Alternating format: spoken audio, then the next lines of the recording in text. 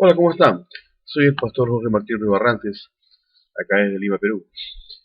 Y nuevamente para compartir con ustedes una síntesis de la prédica que compartimos con la iglesia, nuestra iglesia, la palabra de su gracia, el día domingo, que fue la prosperidad de nuestro espíritu. Y bueno, un tema que es un poco raro el título, ¿no? Hablar de la prosperidad de nuestro espíritu, pero bueno, la Biblia nos enseña de una prosperidad realmente integral, o sea que abarca todo nuestro ser, ¿no? Que abarca todo nuestro ser y abarca todas las áreas de nuestra existencia. Así que vamos a comenzar con nuestro tema. Siempre usando como texto de partida, tercera de Juan, capítulo 1, verso 2, donde el apóstol Juan, a través o sea, inspirado por el Espíritu Santo, nos dice lo siguiente: Amado, yo deseo que tú seas prosperado en todas las cosas y que tengas salud, así como prospera tu alma. Lo voy a volver a leer, ¿sí? Dice: Amado, yo deseo que tú seas prosperado en todas las cosas y que tengas salud, así como prospera tu alma. Si miramos bien el orden en el que realmente la prosperidad se da en la experiencia del cristiano, porque hay algo que hay que entender aquí. O sea, aquí nosotros estamos compartiendo sobre la prosperidad desde la perspectiva de la redención en su aspecto vital, ¿no? No de la perspectiva de la redención en su aspecto legal, ¿no? Porque en su aspecto legal podríamos hablar pues de la prosperidad como algo provisto para nosotros mediante Cristo Jesús. Pero desde la perspectiva vital estamos hablando de algo que está provisto, y como está provisto, por la fe, pues yo lo convierto en una experiencia de vida. Y es ahí donde viene, perdón, el consejo de Juan, inspirado por el Espíritu Santo, ¿no? Donde él dice, ¿no? Y lo repito: Amado, yo deseo que tú seas prosperado, ¿no? Es decir, eh, él no menciona la parte legal, sino él va a la vital. Este es un versículo que está dentro de la redención en su aspecto vital, experimental, ¿correcto? Y entonces, si miramos el orden en que esto sucede realmente como experiencia de vida, que la prosperidad sucede como experiencia de vida, habiendo ya dicho de que la prosperidad es más que hablar de prosperidad financiera, Juan realmente lo que dice es que cuando dice así como prospera tu alma, lo que él está mencionando es que la primera parte de nuestro ser en la que la prosperidad tiene que darse es en nuestra alma. Es decir, a partir de la prosperidad de nuestra alma, ¿no? Se da la prosperidad a nivel del cuerpo, que es andar en salud, ¿no? Y se da la prosperidad en todas las cosas que emprendamos, en todas las áreas de nuestra vida. Así que por ahí se comienza.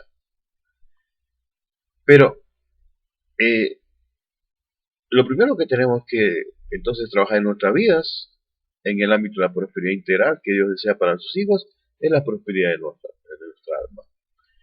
Pero algo que tenemos que entender es que antes de la prosperidad del alma, hay una prosperidad que ya poseemos, ¿no? En su aspecto vital, o sea, en el aspecto experimental. Hay una prosperidad que ya poseemos. Y esa prosperidad que ya poseemos no es otra que la prosperidad de nuestro espíritu, de nuestro espíritu. ¿No? Y entonces, para entender esto, vamos a ver qué es lo que la Biblia nos dice al respecto. Y vamos a responder a unas preguntas, ¿no? Para poder ir desarrollando el tema.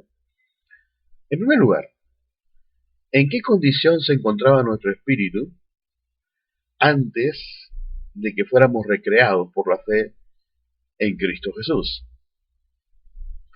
Bueno, en Mateo capítulo 5, versículo 1 y 2, dice: viendo la multitud, subió al monte y sentándose, vinieron a él sus discípulos. Y abriendo su boca les enseñaba diciendo: bienaventurados los pobres en espíritu. ¿Okay?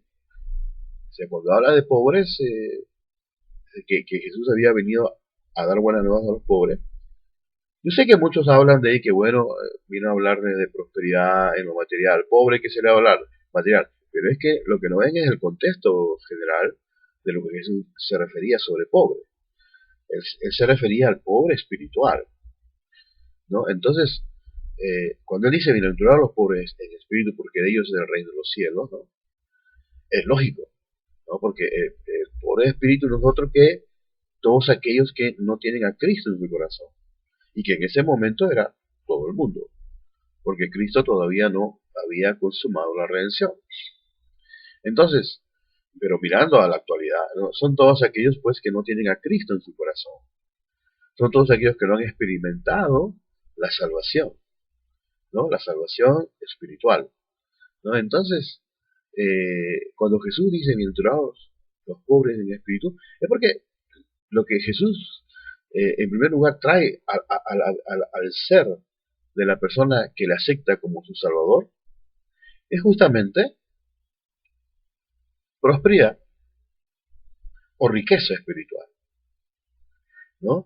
Entonces, por eso es que, respondiendo a la pregunta, ¿en qué condición se encontraba nuestro espíritu antes de que fuéramos recreados por la fe en Cristo Jesús? Pues en una condición de pobreza espiritual. ¿Y cómo se expresaba esta condición de pobreza espiritual? Solamente voy a enumerar, porque en realidad el mensaje es un poco extenso, y así la síntesis también sería un poco extensa, y realmente quiero algo breve y concreto para que ustedes lo mediten, ¿no? Es decir, ¿cómo se expresaba esta condición de pobreza espiritual? En primer lugar, ¿no? Se expresaba en el hecho de que estábamos ajenos a la vida de Dios. Ahí en Efesios 4, ustedes pueden leer, ¿no? Versículo 17, ¿no?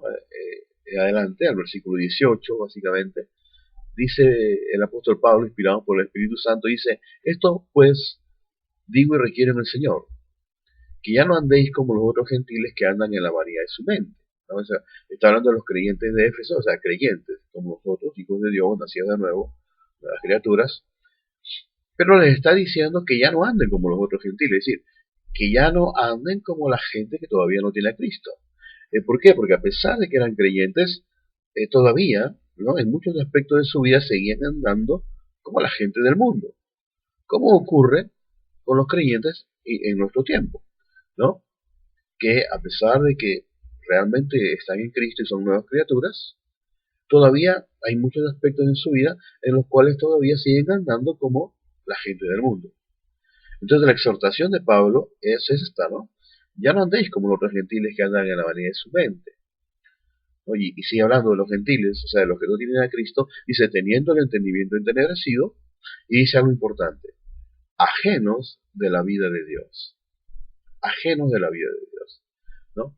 Así que cuando nosotros nos preguntamos cómo se expresaba y cómo se expresa esta condición de pobreza espiritual, en primer lugar se expresa en el hecho de que el hombre, ¿no? Y estamos hablando del hombre que no tiene a Cristo, pues no tiene la vida de Dios, ¿no? Y claro, nosotros sabemos, ¿no?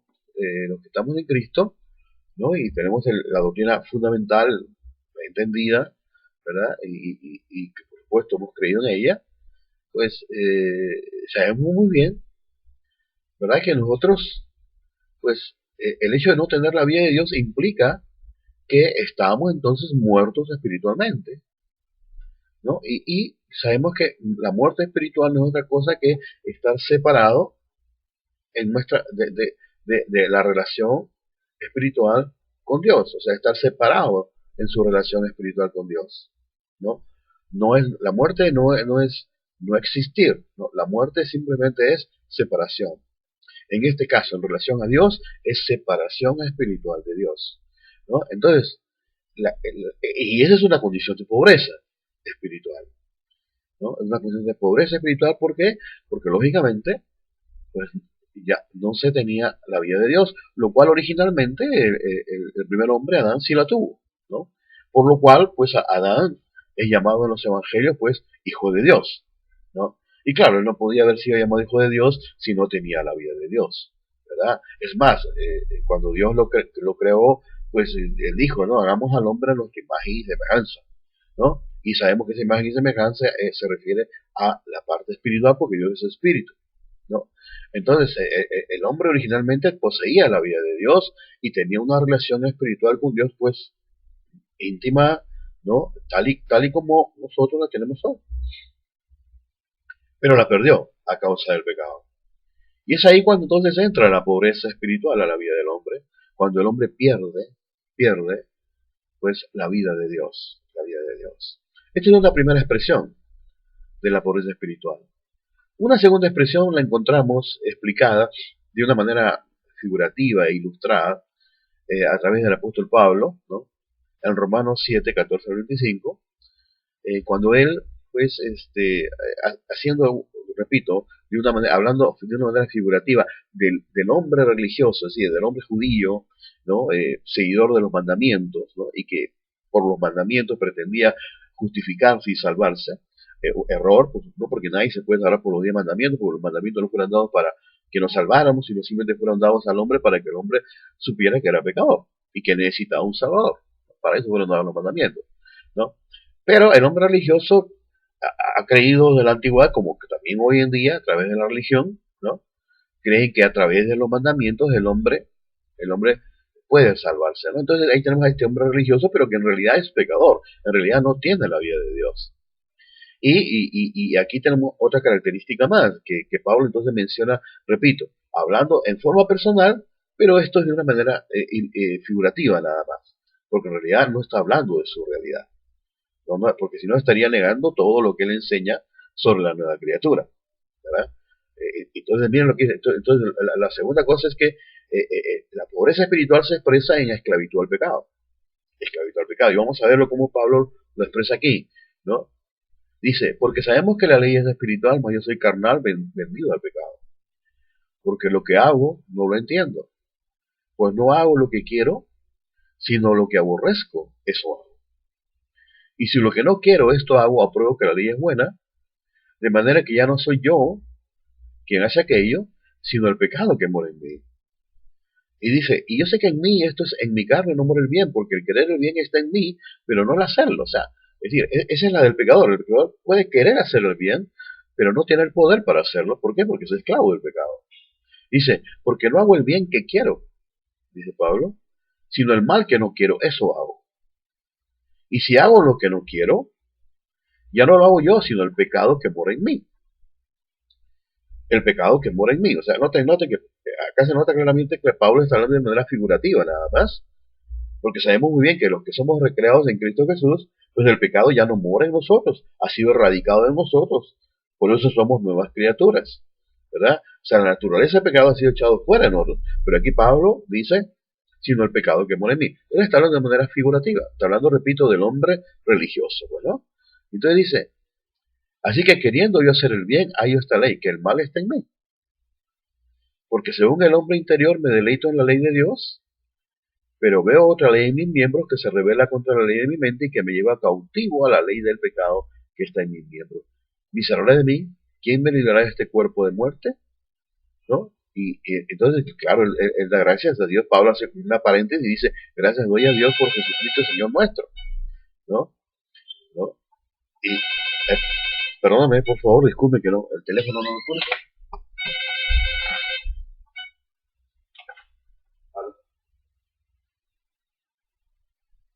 ¿Quién es? ¿Perdón? Sí, sí, Rosita. ¿Pueden llamar un ratito porque estoy grabando el video?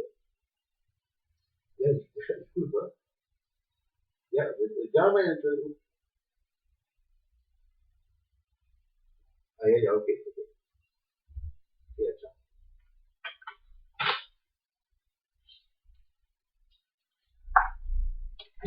Bueno, la hermana de la iglesia llamándonos, hoy tenemos reunión de oración para coordinar algunas cosas, pero ahorita no es el momento. Muy bien, entonces como le decía, ¿no? Entonces hace paréntesis y donde dice gracias doy a Dios por Jesucristo Señor nuestro, ¿no? Claro, porque Jesucristo es el que nos libra del cuerpo de muerte, ¿no? Nos libra del pecado, ¿cierto? Pero Entonces Pablo vuelve a la figuración y dice, así que yo mismo con la mente sirvo a la ley de Dios, más con la carne a la ley del pecado, ¿no? O sea, otra característica, ¿no?, que expresa esa pobreza espiritual en el hombre sin Cristo es esa, pues, es que es esclavo del pecado. O sea, número uno, ajeno a la vida de Dios. Número dos, esclavo del pecado. Número tres, pues, sujeto o sometido a la opresión diabólica, ¿no? A la opresión del diablo. Y ahí en Hechos 10, versos 37-38, dice Lucas, ¿no?, quien es el que escribe el libro de los Hechos, dice lo siguiente: vosotros sabéis lo que se divulgó por toda Judea, comenzando desde Galilea, después del bautismo que predicó Juan, cómo Dios ungió con el Espíritu Santo y con poder a Jesús de Nazaret, y cómo éste anduvo haciendo bienes y sanando a todos los oprimidos por el diablo, porque Dios estaba con él, ¿no? Es decir, ¿qué es lo que Jesús anduvo haciendo cuando él estuvo acá en la tierra? Él anduvo haciendo bienes, dice, y sanando a todos los oprimidos por el diablo. Ahora, esta palabra sanando acá no se refiere solamente a sanidad física, ¿no? No se refiere solamente a sanidad física. Así como la palabra salvación es una palabra inclusiva, ¿no?, que incluye sanidad, incluye varias cosas, ¿verdad? Así también la palabra sanación, aquí es una palabra inclusiva que incluye justamente liberación, ¿no? Porque, o sea, la sanidad, o sea, la sanidad de las enfermedades está muy ligado muchas veces, pues, justamente a esa actividad demoníaca, ¿no?, demoníaca, que por la cual, pues, el diablo tiene oprimido a mucha gente, ¿verdad? Pero no solamente produciendo enfermedades físicas, sino también posesión demoníaca, ¿no?, en las personas, y lógicamente y dominio, ¿no? Dominio. Y sabemos muy bien, pues, que en caso, pues, de la persona que no tiene a Cristo, está bajo el dominio del diablo, ¿no? Entonces, estas tres características que he mencionado, ¿no? La primera, ajeno a la vida de Dios. O sea, eso, hay más, por supuesto, pero acá estoy haciendo simplemente una síntesis para mostrar las características de la pobreza espiritual. Ajeno a la vida de Dios, fundamentalmente, esclavo del pecado, ¿no?, y bajo presión del diablo, bajo presión del diablo. Eso es lógicamente una persona pobre de espíritu, ¿no? Y lamentablemente, pues, lógicamente el hombre pecador no puede, digamos, cambiar esto por sí mismo, ¿no? El único que puede cambiar esto a nivel espiritual, porque es un problema netamente espiritual, o sea, netamente de nuestro espíritu, o sea, el único que lo puede hacer cambiar es Jesucristo, el único que lo puede cambiar, ¿no? Así que esa es entonces la forma en que se expresa la pobreza espiritual, ¿no? En lo cual, lógicamente, se traduce en una manera de vivir, ¿no?, en una manera de vivir, ¿no? Así que, como estamos viendo, Jesús por eso dice, ¿no?, yo venía a los pobres, ¿no? Es decir, a los pobres de espíritu, ¿no?, a traer buenas nuevas, o como lo dice en el pasaje que nosotros aquí mencionamos, ¿no?, a los pobres vivos, porque el reino de los cielos, ¿no?, o sea, ha llegado, ¿no? O sea, es decir, ¿por qué? Porque lógico, o sea, Jesús vino a salvar a los pecadores, ¿no?, justamente a trasladar a la gente, pues, del reino de las tinieblas al reino de la luz, ¿no?, al reino del Señor, ¿no?, al reino, ¿no?, al reino de los cielos, ¿no?, como se menciona en los términos de Jesús, ¿no? Un término reino de los cielos que no se refiere exactamente, pues, al reino literal en el cielo, ¿no? No, ese reino de los cielos está operando aquí en la tierra. Está operando aquí en la tierra y opera en los espíritus de todos nosotros que tenemos a Cristo Jesús como nuestro Señor y Salvador, ¿no? Entonces, esta es la pobreza espiritual, ¿no? Pobreza espiritual que lógicamente es la causante en su origen, ¿no?, el origen de todos los males del mundo, ¿no?, de todos los males del mundo, ¿no?, de todas las desgracias del mundo, de todas las desgracias de la humanidad, de todo lo malo que vive el mundo, pues es esto, es la pobreza espiritual, la pobreza espiritual. No está la vida de Dios, esclavo del pecado y bajo opresión satánica, ¿no? Entonces el hombre básicamente, de su corazón, como Jesús enseñó, de su corazón solamente sale el mal, ¿no? De su corazón solamente sale el mal. O sea, lo que contamina al hombre, no es lo que entra por la boca, sino lo que sale. Y menciona varias cosas Jesús, ¿no?, cuando habla de esto en Marcos 7, ¿no? Y al final dice, ¿no?, Es decir, todos estos males del corazón salen, ¿no? O sea, la maldad está ahí en el espíritu de la persona que no tiene a Cristo en su corazón. Esta gente es pobre de espíritu. Eso es pobreza espiritual, ¿no? Pobreza espiritual. Ahora bien, entonces, lógicamente, ante una pobreza espiritual, evidentemente hay una prosperidad o riqueza espiritual, ¿no? Y justamente eso es lo que Cristo vino a traernos, ¿no? Y hoy que tenemos a Cristo en nuestro corazón, ya no somos pobres en nuestro espíritu, sino todos somos súper prósperos, ¿no? ¿Y cómo se expresa nuestra prosperidad espiritual? Pero vamos a ver solamente 3 textos también, ¿no? Para que veamos nosotros la prosperidad espiritual, cómo se expresa en nosotros, hoy que somos creyentes, ¿no? Los que estamos en Cristo Jesús. Perdón, ustedes verán siempre que me agarro la nariz, ¿no? Y que hago así, ¿no? Bueno, estoy ahí batallando con una alergia, ¿no? Una alergia, ¿no? Una alergia que yo sé que en el nombre de Jesús, ¿no? Cristo ya llevó, ¿no? Ya la llevó. Lo que estoy en la expectativa positiva, ¿no?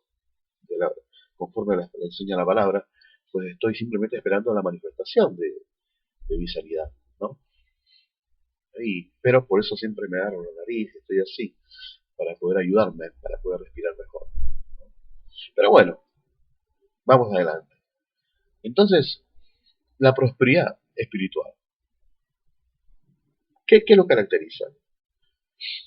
Número uno, en Juan 10:10, Jesús dijo, el ladrón no viene sino para hurtar y matar y destruir, ¿no? Yo he venido para que tengan vida y para que la tengan en abundancia. Ahora, todos nosotros sabemos y siempre hemos interpretado este versículo, ¿no? Que el ladrón es Satanás, ¿no? El ladrón es Satanás que vino para hurtar, matar, para destruir, ¿no? ¿No? Para robarle a Dios, ¿no? Lo que Dios más ama, el hombre, ¿no? Para matar, para destruir, ¿no? Satanás vino a eso, a matar al hombre, ¿no? A matar al hombre, ¿no? O sea, a destruirlo lentamente y matarlo. Finalmente matarlo, pero no solo matarlo para la cuestión de la vida terrenal, sino matarlo también en lo espiritual y en lo eternal, ¿no? Esa es la intención realmente del diablo, porque el diablo no se quiere ir solo al infierno, ¿no? El diablo sabe muy bien ya cuál es su destino. El diablo sabe que él está ya derrotado, ¿no? Él está derrotado. Él sabe que su destino es el infierno por la eternidad, ¿no? Pero él no se quiere ir solo, pues él quiere llevarse a todos los seres que Dios más ama, ¿no? El que aquí es a la raza humana, ¿no? Y entonces por eso es que entonces él vino a eso, a la tierra. Pero Jesús, en contraposición a la obra de Satanás, él dice, yo he venido para que tengan vida y para que la tengan en abundancia. Y acá quiero hacer una aclaración. Es decir, él no dice, Jesús no dice, yo he venido para que tengan vida abundante, ¿no? Porque hay algunas personas que les gusta hablar de vida abundante como sinónimo de una vida, pues, abundante en lo material, ¿no? Y yo no digo que eso no exista, ¿no? Porque dice la Biblia que Dios nos da todas las cosas en abundancia para que las disfrutemos. Claro que sí. Lo que estoy diciendo es que este texto no habla de ello. Es lo que estoy diciendo. Aquí lo que Jesús está hablando cuando dice, yo he venido para que tengan vida, dice, y para que la tengan en abundancia, o sea, en relación a la vida, a esta vida de la que le está hablando. ¿Qué es lo que vamos a tener en abundancia? Es la vida de la que le está hablando. O sea, no está hablando de una vida abundante en lo material, ¿correcto? No, él está hablando de una vida. Y sabemos muy bien, o sea, en el griego, la palabra que se utiliza aquí para vida es la palabra zoe, que significa pues la clase de vida de Dios o la vida de Dios. Y justamente, o sea, él vino, ¿verdad?, a traer al hombre lo que el hombre ya ha perdido. O sea, él vino a traer al hombre la vida de Dios, ¿no? Y no solamente traernos la vida de Dios y punto, ¿no? Sino el recalque dice, y para que la tengan en abundancia, ¿no? ¿No? Esto nos habla de prosperidad, ¿no es cierto? Es decir, ¿qué es lo que nosotros tenemos por haber aceptado a Cristo Jesús? ¿No? Antes éramos pobres, pero ahora no, ahora somos prósperos espiritualmente. Somos ricos espiritualmente. ¿Por qué? Porque ahora nosotros tenemos la vida de Dios en abundancia. Ahora, piensa en esto. O sea, Jesús no está hablando de cualquier vida, sino la vida de Dios la tenemos en abundancia. Ahora, esta vida de Dios ha hecho algo tremendo en nosotros, ¿no? Y para eso vamos a ir a un segundo pasaje que está en Efesios 2, y vamos a leer el verso 1 y luego vamos a leer el verso 10, ¿correcto? Para que entendamos muy bien qué es lo que la vida de Dios ha hecho en nosotros. Miren lo que dice. El primero vamos a leer el Efesios 2, 1, dice: y Él os dio vida a vosotros cuando estabais muertos en vuestros delitos y pecados.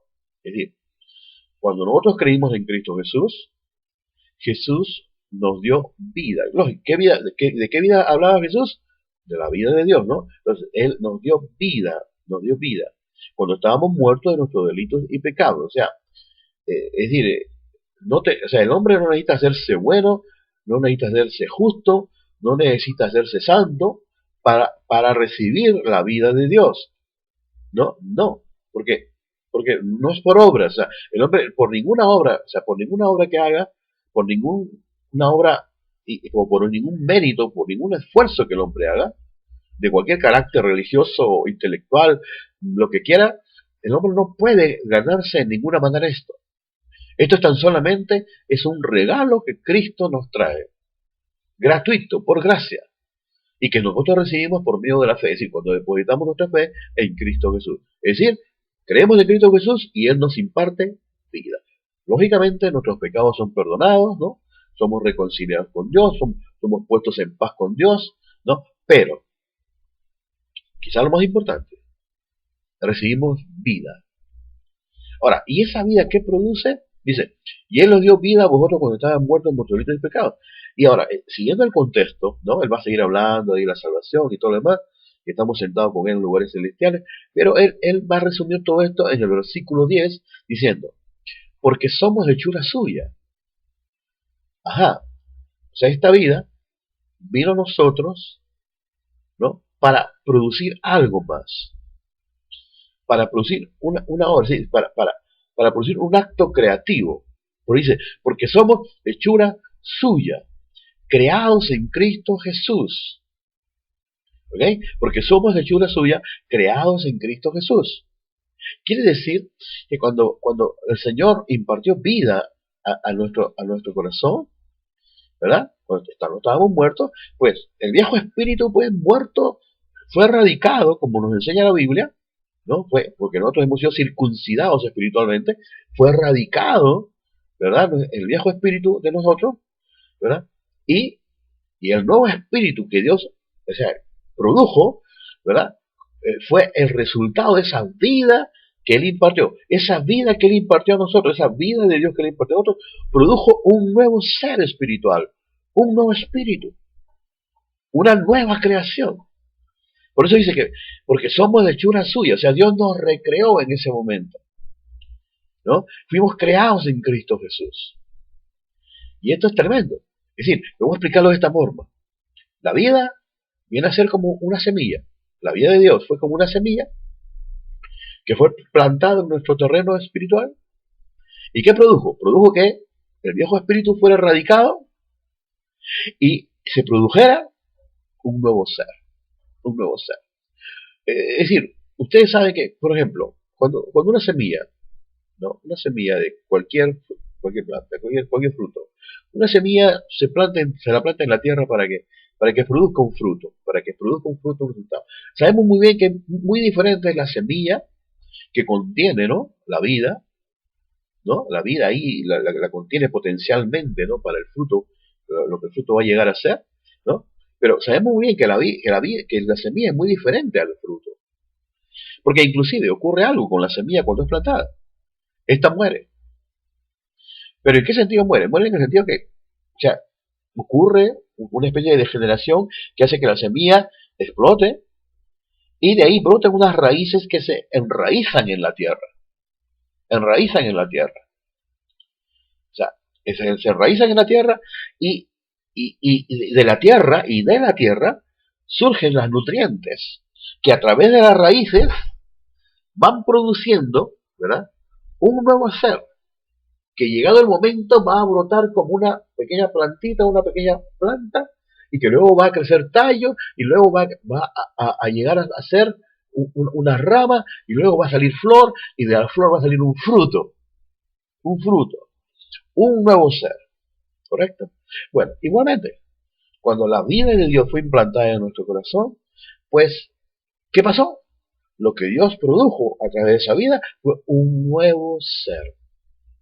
Imagínense, un nuevo ser. Por eso es que Pedro, por eso dice que nosotros somos partícipes de la naturaleza de Dios.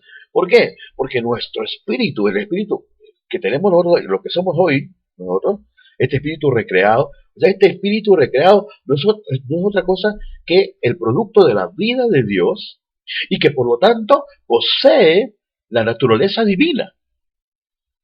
Posee la naturaleza divina.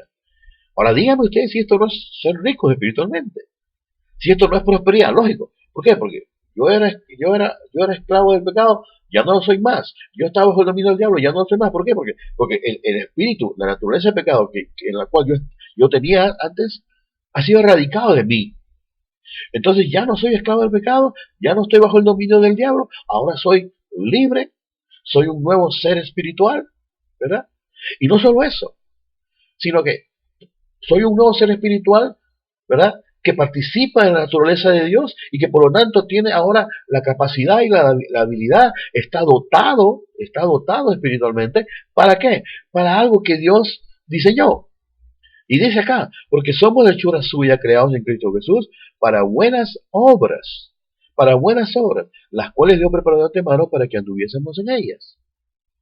Es decir, estas buenas obras es para aquello para lo cual justamente Dios nos ha recreado, ¿no? Nos ha recreado de esta manera tan maravillosa, impartiéndonos la vida, produciendo este nuevo ser espiritual que hoy somos, ¿verdad? Y dándonos con esa naturaleza de Dios, dándonos la capacidad, la habilidad, ¿verdad?, para que nosotros podamos hacer y andar en las buenas obras que Dios ha preparado de antemano para que anduviésemos en ellas, ¿no? Esto no es nada religioso, esto no es sustituir la gracia por las obras, no es sustituir la fe por las obras, no. Esto es simplemente cerrar el círculo. La salvación es por gracia, por medio de la fe, no por obras, pero sí para buenas obras. ¿Correcto? O sea, salvo por gracia, gratuitamente, mediante la fe en Cristo Jesús, no por obras, pero sí para buenas obras. ¿Por qué? Porque en el diseño de Dios para la vida del Hijo de Dios aquí en la tierra, en el diseño de Dios es que el creyente aquí en la tierra, el Hijo de Dios aquí en la tierra, pues en su caminar vaya produciendo, vaya realizando una serie de buenas obras, pero no las buenas obras que se le ocurre a uno, sino las buenas obras que Dios ha dispuesto que nosotros hagamos y que están reveladas en la palabra de Dios. Que están reveladas en la palabra de Dios. O si nosotros queremos conocer cuáles son estas buenas obras, tenemos que ir solamente a la palabra de Dios. Entonces, antes éramos unos impotentes, unos incapaces, no teníamos ningún poder en lo espiritual. ¿Por qué? Porque estábamos ajenos a la vida de Dios, muertos espiritualmente, esclavos del pecado, bajo el dominio del diablo, bajo presión del diablo. No teníamos capacidad para nada. Podíamos querer, ¿verdad?, agradar a Dios y acercarnos a Dios y lograr una relación con Dios en base a religión, en base a filosofía, en base a conocimientos, en base a una vida eclesiástica, o lo que tú quieras, pero no, eso no funciona. La única forma de tener una relación con Dios es de esta forma. Cuando, creyendo en Cristo Jesús, Dios nos imparte la vida de Dios, la cual produce un nuevo ser, al cual Pablo llama en esencia en 2 Corintios 5:17, pues dice la nueva criatura, ¿no? Del cual dice algo más, ¿no? Dice, el que está en Cristo, nueva criatura es, las cosas viejas pasaron. ¿Qué son las cosas viejas? Pues justamente la esclavitud al pecado, el dominio bajo el diablo, ¿no?, la muerte espiritual, en fin, las cosas viejas ya pasaron. Así, todas son hechas nuevas. O sea, nosotros espiritualmente somos totalmente nuevos, totalmente libres, totalmente poderosos. Y fíjense, hermano, para terminar, somos tan y tan poderosos en lo espiritual, tan ricos, tan prósperos en lo espiritual, que el apóstol Pablo, inspirado por el Espíritu Santo, escribe lo siguiente en 1 Corintios 6, verso 17, y con esto voy a terminar. Dice, pero el que se une al Señor, un espíritu es con él. Lo voy a repetir.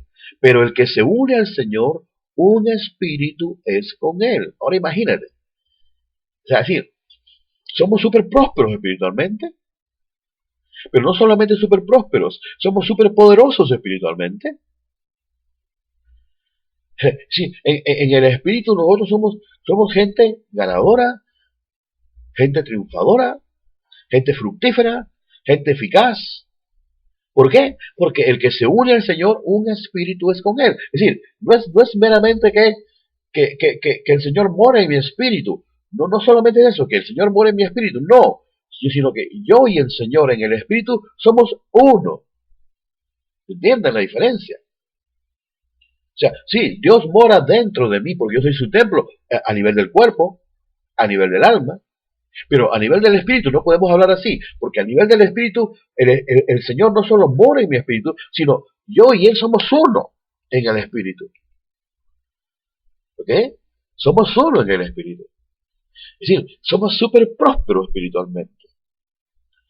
Entonces, es a esto, es de esto de lo que yo hablo cuando hablo, ¿ve? Hablo de nuestra prosperidad espiritual. Y saben, hermano, esta prosperidad espiritual, es decir, como ya lo hemos leído en Efesios 2:10, nos capacita justamente para que nosotros hagamos las obras que Dios ha dispuesto que hagamos. Una de las obras que Dios ha dispuesto que hagamos es justamente la que Él manifiesta aquí en tercera de Juan 1:2. Dice, amado, yo deseo que tú seas prosperado en todas las cosas. Ya sabemos por el contexto, como lo vimos en el mensaje pasado, las cosas que emprendas, ¿no? Es decir, todo lo que nosotros emprendamos que está dentro del contexto de la voluntad de Dios, es decir, en otras palabras, esas obras de Dios que Dios quiere que realicemos, pues hermano, nosotros estamos capacitados para tener éxito en todo lo que hagamos, ¿correcto? Y también estamos capacitados para tener la salud que Dios quiere que tengamos, porque depende de nuestra decisión, ¿verdad? ¿Cómo está nuestro cuerpo? Depende de nuestra decisión, ¿ya? Y, es decir, si estamos comiendo mal, estamos en exceso, o sea, no estamos haciendo lo que tenemos que hacer para que nuestro cuerpo esté bien, pues tenemos que hacerlo. Y estamos en la capacidad de hacerlo, en la libertad de hacerlo y en el poder de hacerlo, porque nosotros somos ricos espiritualmente. Somos uno con el Señor. Y por supuesto, lo primero que tenemos que comenzar es hacer próspera nuestra alma. Y la prosperidad del alma, ¿dónde comienza? Comienza en el entendimiento. Justamente lo que tenemos que comenzar a establecer para que la prosperidad se exteriorice, para que la prosperidad se comience a manifestar en nuestra vida, en cada una de las áreas de nuestra vida, lo que tenemos que comenzar a hacer es alinear nuestro entendimiento con la palabra de Dios. Empezando por entender que en el espíritu, hermano, yo no puedo hablar de perfeccionar mi espíritu. O sea, hay gente que yo no sé cómo puede decir, hablar de crecimiento espiritual, hablar de perfeccionamiento espiritual, hablar de cosas así. ¿Por qué? Porque a nivel del espíritu yo no puedo crecer más ya, porque yo soy uno con el Señor. Yo a nivel de mi espíritu soy perfecto. Perfecto. Pero pastor, pero si yo lo conozco a usted, pastor, y usted tiene fallas. Pastor, pues si yo lo conozco a usted, pastor, y usted tiene errores. Usted comete esto, comete lo otro. Sí, claro que sí, y claro que sí, yo lo reconozco delante de Dios. Yo tengo fallas, yo cometo errores, ¿verdad? Yo cometo pecados de los cuales me arrepiento, le pido perdón a Dios, Dios me perdona y se acabó, el pecado está perdonado y punto. Para mí ya no existe más, como para Dios no existe, para mí tampoco. ¿No? Y no vivo nunca bajo condenación. Yo no vivo bajo condenación, nunca vivo bajo autocondenación, jamás vivo bajo autocondenación, ¿no? Yo jamás admito y acepto que alguien me venga a mí a condenar, no lo acepto, lo rechazo. ¿Por qué? ¿Por qué? Porque por la sangre de Cristo yo sigo teniendo acceso a la presencia de Dios. Si, Jesús sigue siendo la propiciación por mis pecados. Por la sangre de Cristo, que habla mejor que la de Abel, pues yo sigo obteniendo el perdón de pecados cada vez que yo lo cometa, y cada vez que yo confiese mis pecados a Dios, Dios me va a perdonar, porque Jehová es el que perdona todas tus iniquidades. Porque Dios no cambia, Dios siempre es el mismo. Él es un Dios perdonador, no es un Dios de condenación, ¿no? Pero entonces, fíjense, hermano, yo tengo que alinear mi entendimiento, tengo que renovar mi mente, tengo que renovar mi entendimiento. Tengo que renovar mi entendimiento, ¿para qué? Para que yo pueda comenzar a exteriorizar y vivir la clase de vida que Dios quiere que yo viva. Una vida en libertad, una vida fructífera, una vida en prosperidad. Repito, no solo económica. Yo entiendo por qué hay mucha gente dentro del mundo evangélico que rechaza la doctrina de la prosperidad. Yo lo entiendo por qué, porque hay predicadores que solamente hablan de prosperidad financiera. Prosperidad financiera y prosperidad financiera y prosperidad financiera. Cuando si la prosperidad financiera fuera el todo de lo que la Biblia habla sobre prosperidad, no. La prosperidad financiera es un aspecto de la prosperidad divina, es un aspecto de la prosperidad que Dios tiene para nosotros. ¿Ok? Sí, por ejemplo, hoy estoy hablando acerca de la prosperidad de nuestro espíritu. Ese es el punto de partida. Miren, hermano, Dios, en el tema de la prosperidad, Dios comenzó a hacernos prósperos. ¿Cuándo? Cuando fuimos recreados en Cristo Jesús. Estoy hablando en el aspecto de la redención, en su aspecto vital. En el aspecto legal, ¿por qué? Porque en el aspecto legal, Dios nos proveyó la prosperidad en Cristo Jesús. Yo agarro por la fe esa prosperidad, pero lógicamente en el aspecto vital, la vida me llama a mí a que yo la experimento en mi vida. ¿Entiendes? La experimenté. Porque yo no puedo pasarme meramente hablando de que soy próspero cuando en realidad no lo soy. No, lo que Dios quiere es que yo la experimente, la disfrute. No, la disfrute, pero y la disfrute abundantemente. En todas las áreas de mi vida. ¿No? Ahora, yo no sé si alcanzaremos, o alcanzaré, o alcanzarás, o alcanzarán otros que reciban esta palabra, es decir, hacer prósperos en todas las áreas de su vida. Yo no sé, pero hacia ahí tenemos que apuntar. Hacia ahí tenemos que ir. ¿Por qué? Porque si ustedes han entendido el mensaje, si ustedes se dan cuenta del mensaje, salvación, salvación, salvación es igual a prosperidad. Salvación es igual a prosperidad. Lo que hemos hablado hoy día es salvación espiritual. Pero lo que estamos hablando es en términos de prosperidad. Éramos pobres, ahora somos prósperos. Súper prósperos espiritualmente.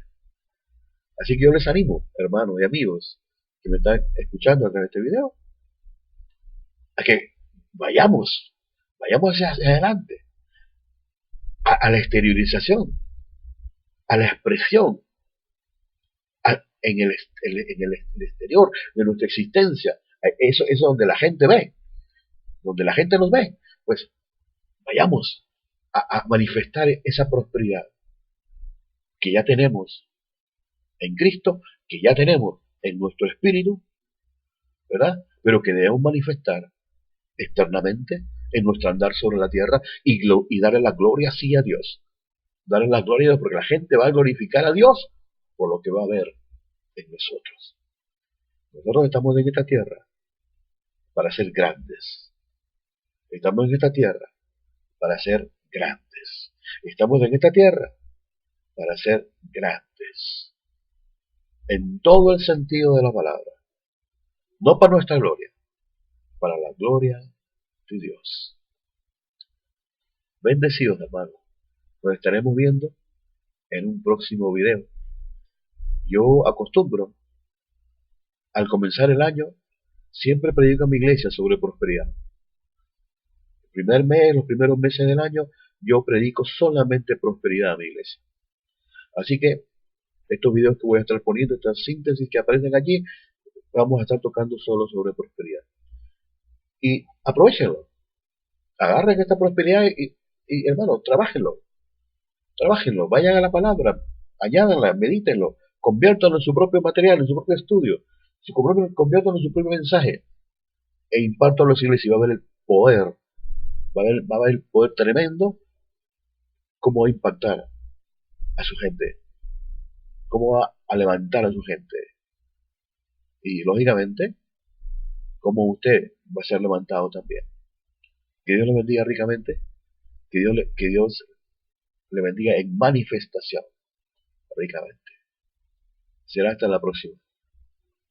Muchas gracias por estar ahí. Soy el pastor Jorge Martín Barrante, pastor de la iglesia, la palabra de su gracia. Bendecido.